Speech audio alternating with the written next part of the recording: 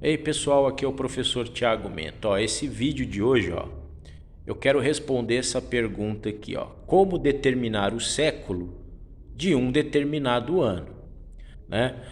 Então, essa é uma dificuldade não só de alunos que estão começando a estudar história, né, no ensino fundamental, mas é uma dificuldade que a gente observa nos estudantes de modo geral, né? Como é que eu determino o século, né, na qual pertence um ano qualquer? Isso é um estudo cronológico, vamos dizer. Vamos pegar aqui esse exemplo aqui, 1889. 1889, vamos nos lembrar, né, o ano aí da proclamação da República. A pergunta é: qual é o século que esse ano, né, ele está integrado? Que século é esse? O ano de 1889. Existe uma regrinha básica, gente. A gente sempre observa se os dois últimos números, os dois últimos algarismos, são iguais ou não a 0 e 0. Aqui, 1889, os dois últimos algarismos, eles são diferentes de 0 e 0. Então, nesse caso, aquilo que resta para trás, o número que ficou para trás, no caso 18, eu vou somar uma unidade. 18 mais 1, 19. Então, o século do ano 1889 é o século 19.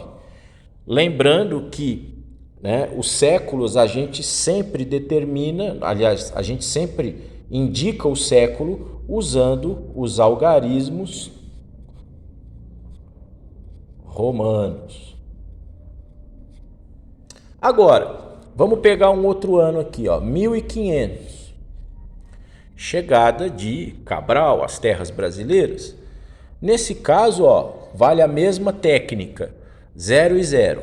Os dois últimos algarismos são 0 e 0. Quando isso ocorre, o número que ficou para trás aqui já indica o século. No caso aqui, o ano de 1500 é século XV. Ah, Tiago, mas e se for um período anterior a Cristo? Né? Por exemplo, no mundo antigo.